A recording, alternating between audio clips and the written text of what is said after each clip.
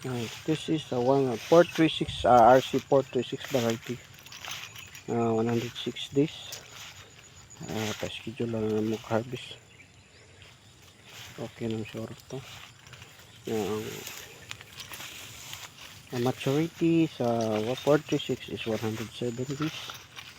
Kini na siya 105 o 106 days. Siguro na siguro yung harvest nila. Siya guys. Ano itong area. Ating aanihin na yun. This area guys. This area. Guys. Hanggang doon sa dulo guys. Ng about 2 to 3 hectares to guys. Ayan guys. Doon. Dito. Variety na to. Maganda daw to. 46 sa malambot ang bigas. Sabi ng iba parang 160.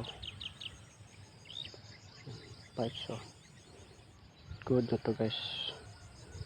Yung maturity niya for harvest.